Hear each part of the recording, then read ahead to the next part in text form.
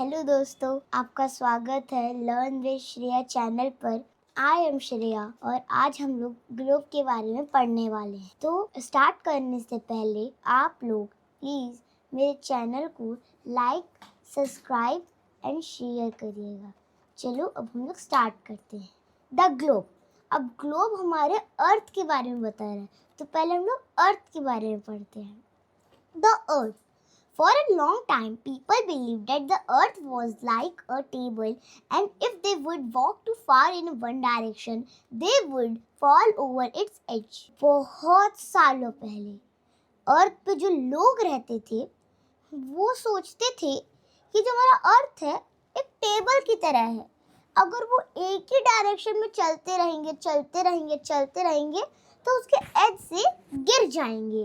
However, when man began to travel in the space, many pictures were taken. Man जब space में गए थे तो वहाँ पे बहुत सारे पिक्चर खींची गई थी।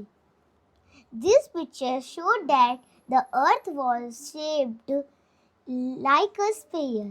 ये पिक्चर दिखा रहे थे कि जो हमारा अर्थ है वो स्पेयर की तरह है। अब स्पेयर क्या होता है? स्पेयर जैसे मान लो ऑरेंज हो गया। ऑरेंज के टॉप मतलब नॉर्थ एंड साउथ, जो नॉर्थ मतलब उसका सबसे ऊपर वाला जो पोल है वो नॉर्थ पोल और नीचे वाला पोल है वो साउथ पोल। मान लो ऑरेंज हमारा अर्थ है, ठीक है, तो वो फ्लैट होते हैं तो उसी को स्पेयर कहते हैं। और अर्थ हमारा एक ब्लू प्लैनेट है। Continent and oceans. अब हम लोग कंटिनेंट के बारे में पढ़ने वाले हैं। कंटिनेंट मतलब क्या होता है? कंटिनेंट मतलब अभी हम आपको बताएंगे।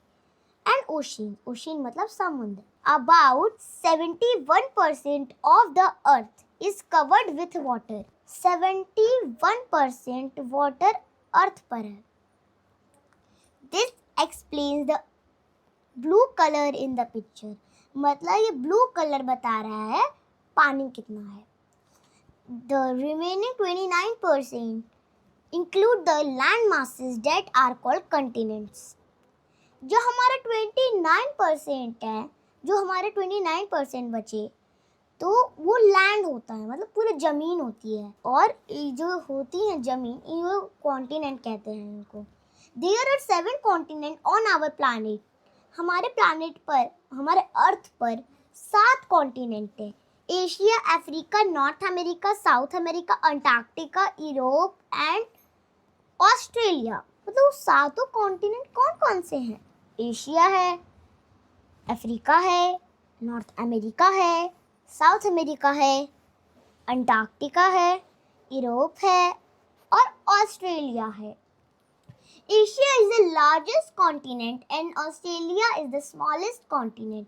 एशिया है वो सबसे बड़ा कॉन्टिनेंट है और ऑस्ट्रेलिया है वो सबसे छोटा कॉन्टिनेंट है। Each continent is divided into countries, states, their capital, cities, towns, villages etcetera. मतलब कॉन्टिनेंट बहुत सारी चीज़ों में तो डिवाइडेड है। बहुत सारी कॉन्टिनेंट बहुत सारी चीज़ों में डिवाइडेड है। वो कंट्रीज़ में डिवाइडेड है और कंट्रीज़ में स्टेट्स डिवाइडेड है। स्टेट्स में उनके कैपिटल्स डिवाइडेड है। कैपिटल्स में सिटीज़ डिवाइडेड है। सिटीज़ में टाउन्स डिवाइडेड है और टाउन्स में विलेजेस डिवाइडेड है। बहुत सारे हैं। These land masses are not the same at all places. ये जो लैंड मासेस होती हैं वो सब जगह सेम नहीं होती है।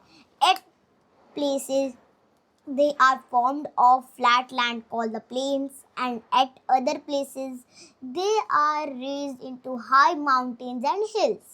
Land masses अभी मैंने आपको बताया कि लैंड मासेस कहीं पे सेम नहीं होती है और कुछ कुछ प्लेसेस में फ्लैट लैंड होती है, बिल्कुल चपटी ज़मीन होती है, उसको हम लोग प्लेन्स कहते हैं। और कुछ अलग प्लेसेस पे बिल्कुल ऊपर की साइड से होती है और नीचे चली जाती है। वो बहुत बड़ी बड़ी बहुत ऊंची ऊंची माउंटेन्स होती हैं और हिल्स होती हैं। The water bodies surrounding the continents are called oceans. जो हमारे कॉन्टिनेंट के आसपास जो वाटर बॉडीज होती हैं उसे हम लोग ओशियंस कहते हैं। हमारे पास 5 मेजर ओशियंस हैं पूरे वर्ल्ड में। Pacific ocean, Atlantic ocean, Indian ocean, southern ocean and Arctic ocean, ये पांचों हैं। The Pacific Ocean is the largest and deepest ocean, while the Arctic Ocean is the smallest ocean. Pacific Ocean है वो बहुत बड़ा ocean है और बहुत ही गहरा भी ओशियन है, और जो आर्कटिक ओशियन है वो सबसे छोटा ओशियन है। There are many smaller water bodies such as seas, gulfs, rivers, bays, etc. All the water bodies of the earth are interconnected. बहुत छोटे छोटे वाटर बॉडीज हैं, जैसे कि सीज होते हैं, गुल्फ्स होते हैं, रिवर्स होते हैं, बेज होते हैं, बहुत सारे। ये वाटर बॉडीज अर्थ से इंटरकनेक्ट होते हैं। The water in the earth is fresh water, while the water in the seas and oceans are salty. जो रिवर में हमारा पानी होता है वो फ्रेश वाटर होता है जो हम पी सकते हैं, लेकिन जो हमारा सी ओशियन में पानी होता है वो हम लोग नहीं पी सकते क्योंकि वो सॉल्टी होता है। देखो, जो हम अभी मैंने आपको बताया 71% पानी है पूरे अर्थ पर, तो 71% में 70 जो परसेंट है वो सॉल्टी वाटर है, मतलब वो सीज ओशियन से भरा हुआ है। लेकिन जो 0.001% जो पानी है वो फ्रेश वाटर है जो हम पी सकते हैं। In order to see the distribution of continents and oceans on the earth, we take the help of globe and map. We will study about map in the next chapter. देखो, अब हमको continent की distribution देखने के लिए और oceans की distribution देखने के लिए हमको ग्लोब और मैप की ज़रूरत पड़ती है। अब हम लोग मैप के बारे में अगली वीडियो में जानेंगे। Knowing a globe. A globe is a 3-dimensional miniature model of the earth. Globe क्या होता है? ग्लोब 3-dimensional मिनिएचर मॉडल होता है अर्थ का। मिनिएचर मतलब होता है छोटा सा मॉडल अर्थ का है, और 3-dimensional मॉडल होता है मतलब एक ये बीच का पार्ट, एक नीचे का पार्ट और एक ऊपर का part. It is the most accurate represent of the earth. ये बिल्कुल अर्थ की तरह दिखाई देता है। It shows both the distribution and location of land masses and water bodies on the earth's surface. ये दोनों का डिस्ट्रीब्यूशन दिखाता है, कॉन्टिनेंट्स का भी मतलब लैंड मासेस का भी, और साथ ही साथ ओशियंस का मतलब वाटर बॉडीज का भी जो हमारे अर्थ के सरफेस पर है। Since it is spherical in shapes, we can see only one half of globe at a time. Just like the earth, the globe is also fixed to an axis. It can be turned around like rotating motion of the earth. देखो, ये जो हमारा globe होता है वो भी अर्थ का जो स्फेरिकल शेप है उसी की तरह होता है। हम बस ग्लोब को आधा देख पाएंगे एक बार में हम आधा देख पाएंगे ग्लोब को, और अर्थ की तरह ही ग्लोब भी उसके एक्सिस पर फिक्स्ड है। हम उसको गोल गोल घुमा सकते हैं जैसे अर्थ के रोटेशन के मोशंस होते हैं। मैंने अर्थ के मोशंस के बारे में मैंने आपको पिछले वीडियो में बता चुकी हूँ, आप प्लीज़ उस चैप्टर को देख लीजिएगा। The axis of the globe has 2 ending points called the poles. जो हमारे ग्लोब के जो एक्सिस होते हैं वो जो दोनों के एंडिंग पॉइंट्स होते हैं उसे पोल्स कहते हैं। The one at the top is called the north pole. जो हमारा ऊपर के साइड पर होता है उसे हम लोग नॉर्थ पोल कहते हैं, और जो नीचे की साइड होता है उसे हम लोग साउथ पोल कहते हैं। Limitation of a globe. We have learned many advantages of a globe. Let us learn some limitation of a globe. हमने अभी ग्लोब की बहुत सारी एडवांटेजेस पढ़ी, लेकिन अब लोग अब उसके लिमिटेशंस पढ़ने वाले हैं। First limitations, it is very important, we can not see the entire earth at a glance. हम अर्थ को एक ही बारी में नहीं देख सकते।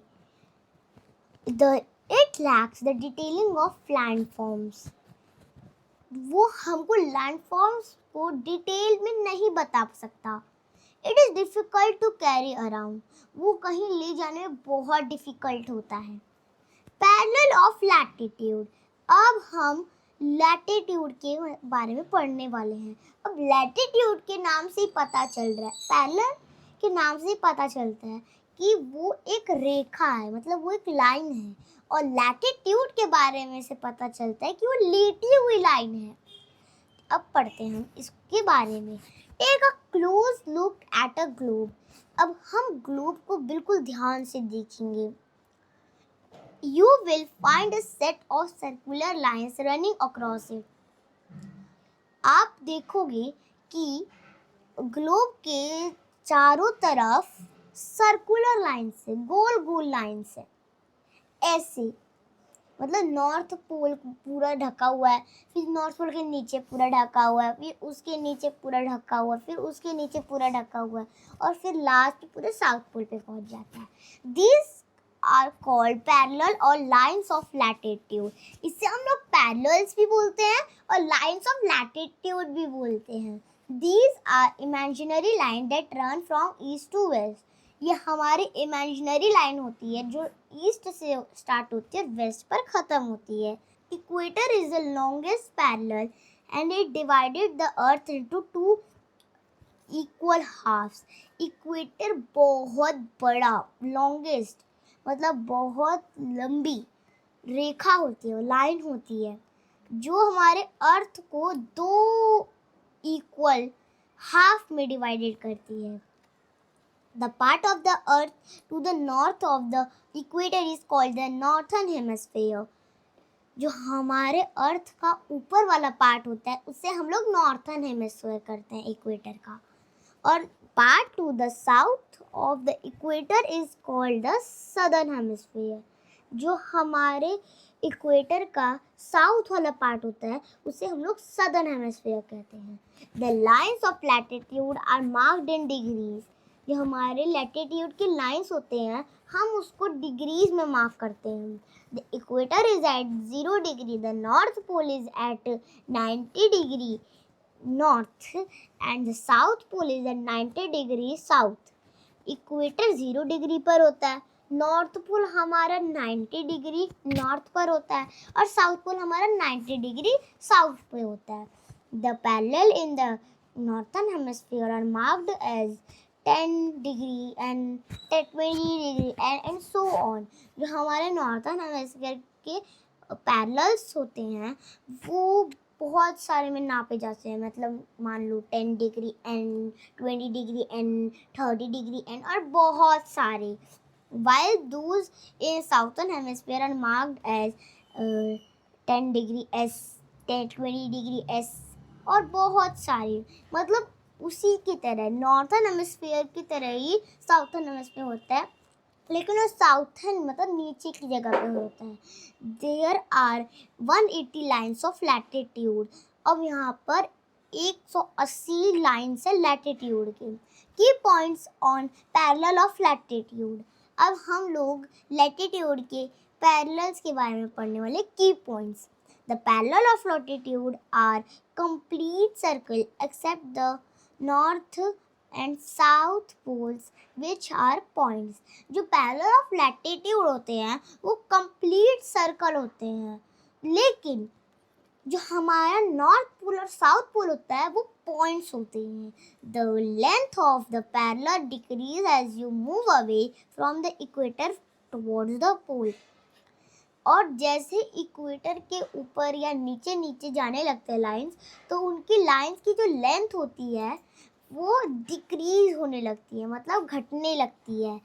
दे are located at an equal distance from each other. ये इक्वल डिस्टेंस, मतलब 10 डिग्री का अगर उसने लाइन छोड़ी तो 10 डिग्री के बाद एक लाइन होगी, फिर 10 डिग्री के बाद एक लाइन होगी, फिर 10 डिग्री के बाद एक लाइन होगी, मतलब वो इक्वल डिस्टेंसेस पर लोकेट होते हैं। और they do not touch and cross each other, वे किसी को टच भी नहीं करते और ना किसी को क्रॉस करते हैं। अब हम लोग पढ़ने वाले हैं मेरिडियन ऑफ लॉन्गिट्यूड के बारे में। On a closer look at a globe again, फिर से आप ग्लोब को ध्यान से देखना। You find a semi circle joining the north pole to south pole. अब आप देख रहे होंगे मेरिडियन ऑफ लॉन्गिट्यूड में कि जो हमारे सेमी सर्कल है, मतलब पहले तो हमारे सर्कुलर लाइंस थी, लेकिन इस बार सेमी सर्कल लाइंस हैं जो नॉर्थ पोल और साउथ पोल को जोड़ रहे हैं। These are also imaginary line that are called meridian और लाइंस ऑफ लॉन्गिट्यूड। ये भी इमेजिनरी लाइंस होते हैं जिसको हम मेरिडियन कहते हैं और लाइंस ऑफ लॉन्गिट्यूड कहते हैं। अब मेरिडियन मतलब तो वो सेमी सर्कल होता है, लेकिन लॉन्गिट्यूड मतलब लंबे लंबे लाइंस होती हैं। Meridian are equal in length, meridian भी लेंथ के इक्वल ही होता है। The meridian passes through Greenwich near London is taken as the starting line. It is at the 0 degree longitude and is called prime meridian.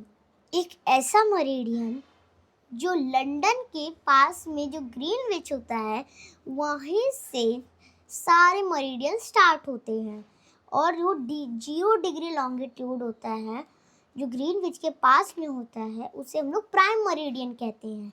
Longitude to the east of Greenwich are called the eastern longitude.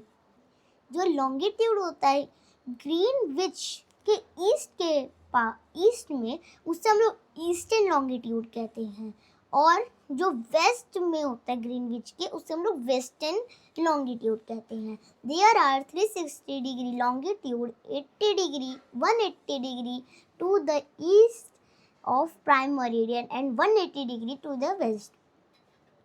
अब 360 degree longitude होता है, तो पूरे 360 degree longitude होते हैं, और 180 degree जो longitude है वो ईस्ट में होता है, 180 डिग्री जो लॉन्गिट्यूड होता है वो वेस्ट में होता है।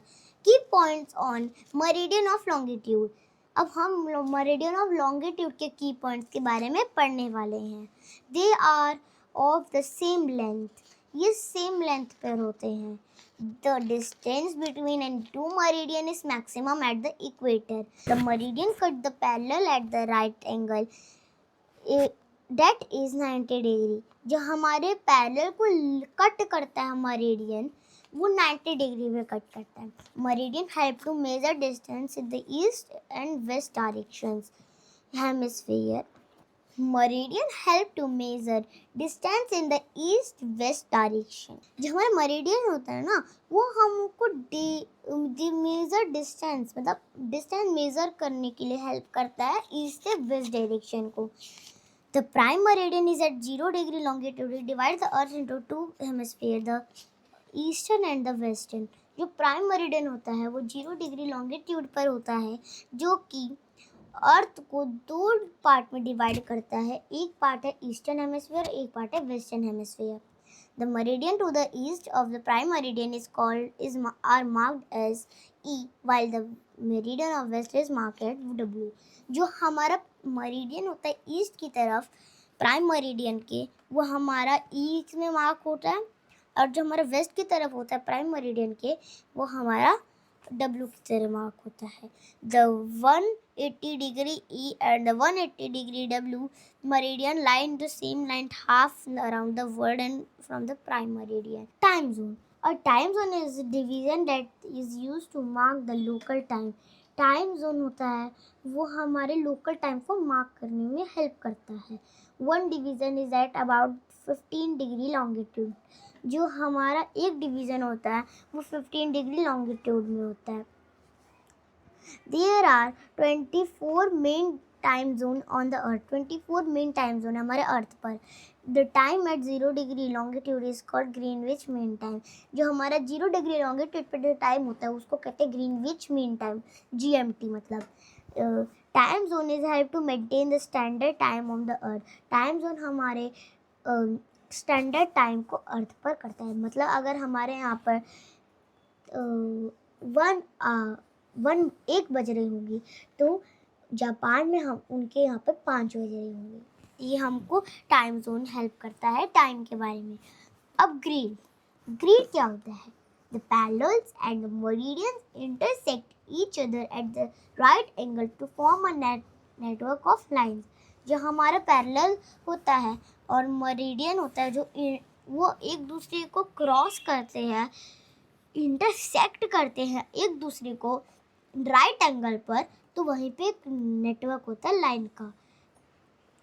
This network is called grid. इस नेटवर्क को हम लोग ग्रिड कहते हैं। The grid help us to locate places on the globe.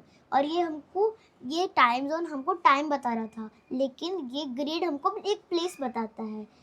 In order to locate a place, अब हम एक प्लेस को लोकेट करते हैं। You need to know the value both of latitude and longitude.